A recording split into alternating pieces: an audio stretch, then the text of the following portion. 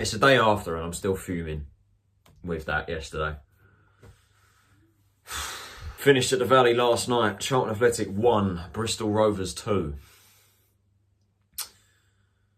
How have they won that? And how have we let them win that? They're the only two questions I have. I think the main focal point of this video really is to do with the uproar that's been caused by that result, and not just that result, but also the Peterborough game and even the Newport County game in the League Cup. The recent performances caused a massive stir on social media. People, completely going ballistic, the negativity flying around social media, calling out individual players, calling out the manager, calling out the owners, and it's... Now, I think we're just used to it at this point now, with all that stuff that just happens on social media and the overreaction. That's exactly how I'm going to put it, the overreaction, because we are 3 games into the season. But that being said, I think yesterday... I think what I can really criticise from yesterday, really, is the players and the way that these players have been set up to play, and also the transfer window. I think they are the only things I can really criticise from yesterday. Like I said, there's going to be no structure to this because I'm still trying to comprehend what happened, because I don't know how we've lost the game. I don't know how we've lost it. That's a game that we should not be losing. That is a game that really you could argue we shouldn't even be drawing. Because, I'll say it right now, by far the better footballing team yesterday, by a country mile. But that just goes to show our problems. The same problems that plagued us last season. We can't create chances, we can't hit the back of the net. Well, we can create chances, we just can't put them away. We've got no final product, and we can't defend. 2 biggest problems that plagued us last season, and they just are apparent again. Injuries hitting us already, the squad size is being exposed. We've had a fantastic transfer window. We have done really well with the players we brought in. But when you leave gaps in the squad and you go into the season with gaps in a team, and the injury record that we have, players get injured, the problems are made apparent and they're just spilled out for everyone to see. We changed the system from a 5 back to 4 at the back, went to a 4-3-3, which I was absolutely ecstatic about. I think that's probably the way to go. Well, I say that's probably the way to go. After yesterday, even when we did play 4 at the back, played a 4-3-3, problems were still very evident. So, I mean, I'd still probably prefer a back 4 as opposed to a back 4 as opposed to a back 5, but there were still problems.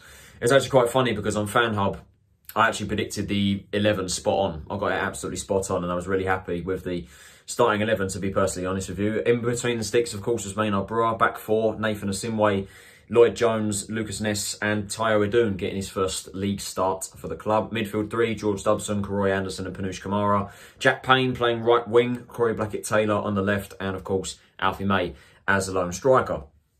No real complaints, to be honest with you. Of course, it's probably worth touching upon Mandela Egbo's departure. Of course, he has left the club permanently to Colchester United, linking up with Ben Garner. That was announced before the game. A bit sad with that, to be honest with you, but also not massively surprised. It was very clear that either Holden didn't like Egbo or Egbo was just struggling with fitness. I mean, that was made apparent because he was obviously, I think he was being monitored with an injury and then got over his injury and was on the bench for Colchester last night in their 2-0 defeat to AFC Wimbledon. But yeah, I'm a bit disappointed with it because I did actually like Egbo. I thought he was a decent player, but unfortunately for him, injuries have just plagued him, and it probably was the right decision to move him on, get a injury-prone player off of our books, and ultimately signing a player for free last season and then letting him go for a fee is, again, pretty good business. Main concern, though, was the bench. You have a look at that bench.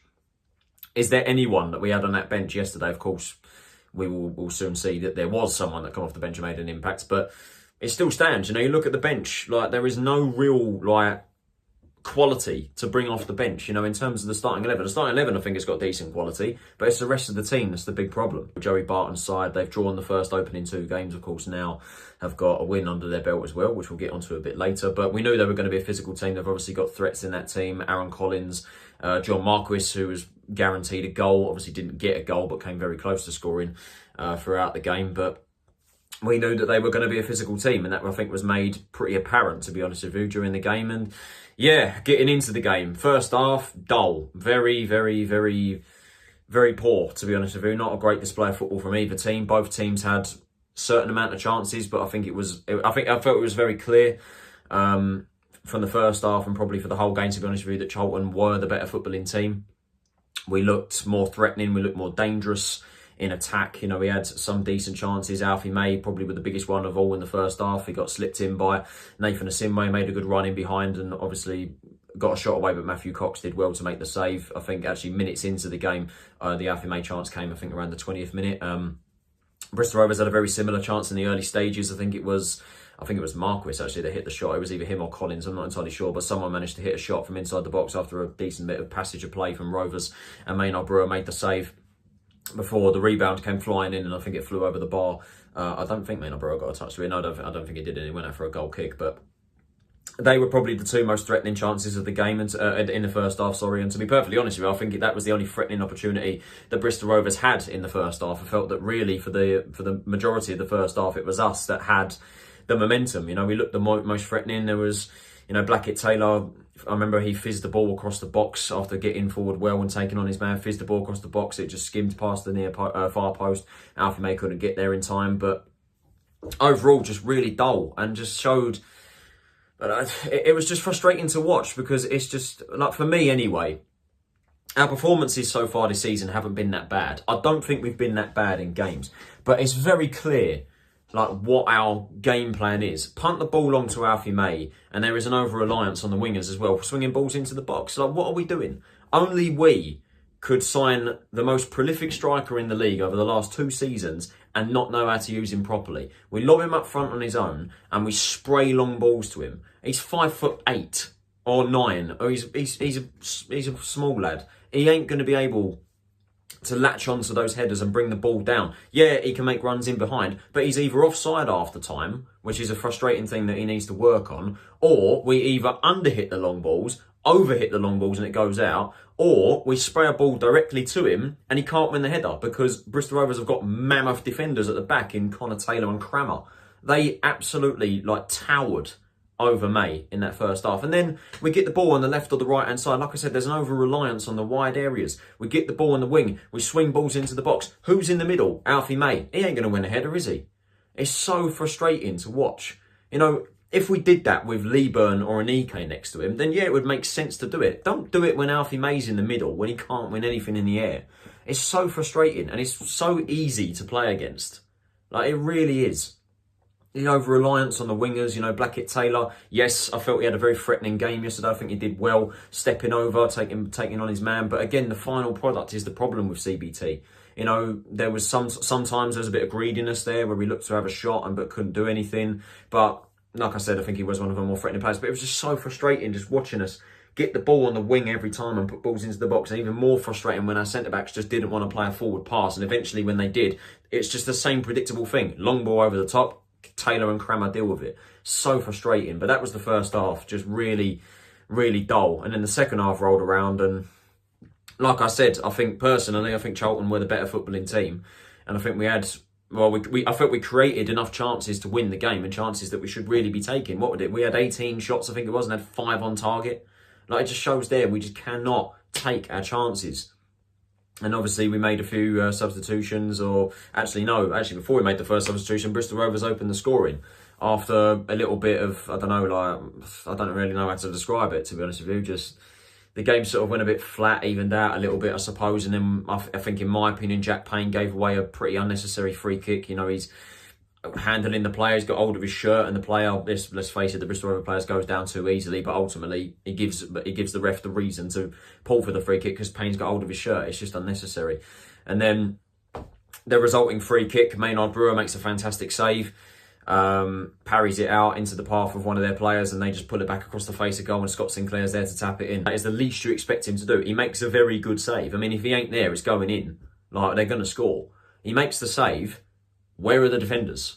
Where is the reaction from our defence? He saves it, and there is a man right there at the back post, unmarked, to spray balls into the box. The rest of our lot are probably on the edge of the box. Most of us in the wall. Most of us marking our man. He has a shot. Keeper saves it. Geezer runs towards the near post to put ball into the box. Who's there? No one. And before you know it, they pulled it back across the face of goal, back in the net, goal. Before we'd even knew it, I turned around to my dad saying, what a save from Maynard-Brewer. I turned back around, bang, goal. People calling that Maynard-Brewer because he parried it out. Where's the defenders? Where's the reaction from the defence? So annoying. It's a poor goal to concede defensively. Very poor goal to concede. I'll go into the substitutions now. I was going to mention it until I remembered. I was going to say Jack Payne came off, but then I remembered it was actually Payne that gave the free kick away that led to the goal. Payne then come off. Again, I've seen a lot of people really get on Jack Payne's back, getting on, calling out individual players. I still don't get the Jack Payne slander, to be honest with you. I really don't get it. Like, ultimately, in my opinion, he's playing out of position. He's playing out... that's the only thing I can try and justify it. I will say, though, I do think Payne probably... Well, we'd have to say he was the worst player on the field last night for Charlton. I don't think he had a great game, to be honest with you. But I don't get the slander. I don't get it. Because at the very least, he tries his hard. The work ethic's there. And he'll look to have a shot on goal. That's all I can really ask from him. He's not good enough to start. I can admit that. He's not good enough to start. But I think he's useful player to have around the squad. Don't get the slander, personally. Anyway, Jack Payne comes off, Daniel Kanu comes on, and that was when I think the momentum shifted. I think it looked, well, we looked a lot better, certainly with two up top. And I think the equaliser, and of course from Daniel Kanu, showed exactly how we need to be playing. And the goal was brilliant. We got hold of the ball. I think a couple of people, someone made an interception or something. It comes to Karoy Anderson. I think Alfie May actually won the ball. He plays it to Karoy Anderson. Anderson slips in Kanu. It makes the run in behind. He takes a shot first time. It goes under Cox's legs and into the back of the net. Really happy for Kanu as well to get his first league goal. Really, really happy. Him finally sort of stepping up and showing signs of his quality, because since he's been in the first team, he hasn't really, in my opinion, stepped up properly. I don't want to be too harsh on him, because he is 18 and he's, let's face it, not ready. But at least he took his chance last night and he got his goal and made, as I said, a very serious impact. But that goal last night just frustrates me because that is exactly how we should be playing with Alfie May, rather than smashing the ball to him. The guy can make runs in behind it. His work ethic off the ball is brilliant. He'll press, he'll make runs in behind the defence. If we get the ball to him properly, play those through balls in behind the defence, and he runs through, he'll score goals. It's as simple as that. But obviously, we did do that later on in the game. We'll talk about that a bit later, which is where obviously the criticism comes for him needing to take his chances. But it's that right there. It's that we need to be playing. What we did with the Kanu goal. Ball in behind from Anderson. Kanu runs in, bang, goal. It's exactly how we need to be playing, rather than smashing the ball long or relying on the wingers and putting balls into a box to someone who, let's face it, cannot win a header against the likes of Taylor and Camara, because they're mammoths in defence. And Heartache May's like I said, he's only what, like 5'8", 5'9".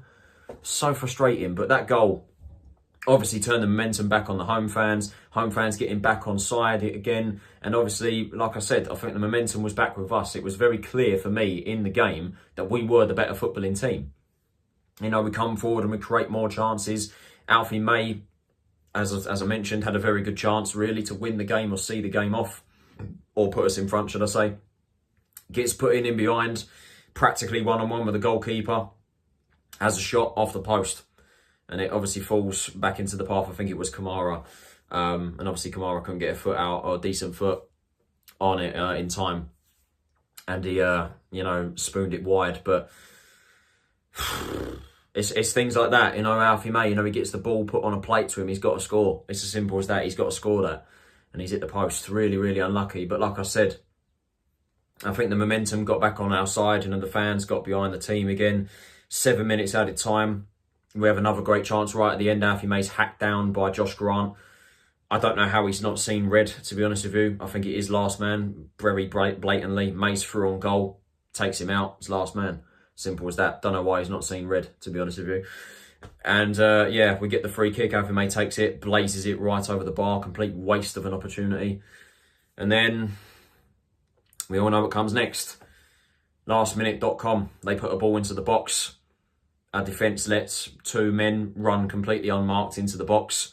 Luke McCormick has time to chest it down, volleys it in at the near post. Goal. Game over. People calling out Maynard-Brewer last night, really getting on Maynard-Brewer's back. Oh, he should be dropped. Oh yeah, Harry Eisted should come in. Like, yes, I will admit, the second goal, he should be doing better. He shouldn't be getting it beat at his near post. But I rarely saw anyone talk about the defending last night. I've already said it for the first goal. No one reacting to the bloke who pulls it back across the face of goal. Maynard-Brewer makes a save. What more could you ask him to do? No one is there reacting as they pour a ball back in across the face of goal and they score. Second goal, same rule applies. How are you letting two men run unmarked into the box? How are you then giving him the time and space to not only chest it down, not only volley it, but chest it down? How do you let him do that? Yes, Maynard-Brewer should do better. Do I think he should be dropped? No, I don't think he should. I would like Ice did to get some minutes this season, yeah. After a shaky pre-season, though, I probably would stick with Maynard-Brewer. Just people getting on his back and criticising him. I think it's unfair, to be honest. I think really the most of the blame should be coming towards the defence. That don't pick up their man. That don't, react in time when a ball comes across the face of goal and they get an easy tap in. When they don't react and don't see two men run into the box completely unmarked and let him chest it down and volley it into the back of the net. It's disgraceful defending. And that's that, 2-1, another defeat. But I just look. I'm trying to keep a positive head because ultimately it's a marathon, not a sprint. The season. We're 3 games into the season. The reaction I've seen from some people on social media, it makes you think we've been relegated already. Like, yeah, it's not great right now. Yeah, we're not taking our chances. Yes, defensively we're shocking. Yes, Maynard-Brewer could have done better for the save. Yes, we've got injuries. Yes, we need to bring more bodies in. But come on, man. Come on. And people calling out Dean Oldham already. I've seen it. You think I'm joking? I've seen it. People calling him out already. Jokers. Absolute jokers. And people calling out the owners as well. Look, I'm trying to keep positive because I do think we've got potential this season to be competitive, but it is very clear where the problems are. And I said it at the start of the video. The players, the way we've been set up, and the transfer window. Starting with the players. Like I said, I go back to the bench. No quality whatsoever on that bench. No one. Daniel Kanu, yeah, he made a great impact. Who else? Come on, I'm trying to remember. Michael Hector, a bit more assurance at the back, coming on for Lloyd Jones again. I'm still not massively convinced on Hector. That might be controversial, but don't rate the guy massively. That's my opinion. Kill me in the comments if you want. Who else? Come on, I'm trying to remember. Terell Taylor, come on as well. Yeah, I won't really critique him too much because he only played 13 minutes, and to be honest with you, I want to see more from him before I give a proper judgment on him because ultimately he's not played enough games. And then Terell Thomas came on for Edun. Yeah, I thought that was quite a weird substitution because I think Edun, to be honest with you, played really well. I think he had a really good game, got stuck in, drove forward well, linked up really well with Blackett-Taylor on the left-hand side. Had a very solid game, in my opinion, and I think showed exactly, or put in the performance that he has said that he will. He said he wants to be hungry. He said he wants to prove a point, and I think he did last night. I think he played really well. So, well done to Edun, fair play. But yeah, like I said, there's just no options off that bench. Obviously, injuries haven't helped. Tyrese Campbell and Scott Fraser being the latest players to be injured. I think Fraser's out for a couple of weeks. Campbell out for a bit longer. Miles Leaburn and Chuckson-Eke being injured doesn't help either. Apparently, they're nearing their fitness. They're back on the grass and running about. Asiimwe's got an injury, although to be fair, he's not been part of the squad whatsoever, so I fully expect him to be off. Richard Chin's injured, also hasn't been part of the squad. Well, the only game he played was the Carabao Cup, and obviously Maynard-Brewer was injured, but he's now left the club. Like I said, there's just no quality off that bench. Like, I looked at that bench. Who did we have? Like, McGrandles was there. Charlie Kirk was on that bench as well. Like, they're not going to make an impact, are they? It's just players that haven't shown enough and just aren't good enough. Terry Taylor was the last player we signed. That was back in the end of June. We haven't signed a player in about 3 weeks. What's going on there? Well, I think we do have to critique that, to be honest with you, because I think it was made very clear, even with the optimism, that we needed bodies. We desperately needed reinforcements in a number of positions. Now we're halfway through August. Transfer deadline day fast approaching. What, a couple of weeks away now? And once again, like last season, we are underprepared. It's as simple as that. We are underprepared. I tried to take a positive view last night, and after I slept on it, I was like, you know what? Some people that are making that point of view, they're right. They are right. We need bodies in the team. We need another striker because of the injury proneness for the rest of them. We need to replace Maynard-Brewer. I think we need more quality in the centre-back department, personally. I think we could do with another option at left-back because while Edun played really well yesterday, I don't really want Terell Thomas as his cover. I would like someone natural that can play that position, and I'd rather have Thomas as a centre-back cover, but I want more quality at centre-back as well. I think we need another right winger if we're going to play 4-3-3. With Asiimwe going, with Campbell being injured, and Jack Payne, obviously, that's not his natural position. I think we need someone there, and maybe an option in midfield if someone is offloaded. We need more bodies in the team. You know, we can sign the players that we have done, which are very good additions to the squad. I think we can all admit that, and we can all say that and agree on that. But if it's just that, and you leave gaps in the team, how do you expect it to work? Thank you for listening to me ranting about the game yesterday. I hope you did enjoy this video. If you did, could you possibly leave a like, subscribe if you are new to the channel, turn on post notifications so you're notified of every time I upload a new video. Let me know what you think. Let me know what you think about the game. Let me know in the comments below. This has been Terell Anderson. Have a nice day, and I'll see you all for the match reaction on Saturday against Port Vale, where hopefully we can get 3 points on the board because we desperately need a rebound, 100%. Take it easy, stay safe, and I'll see you all then.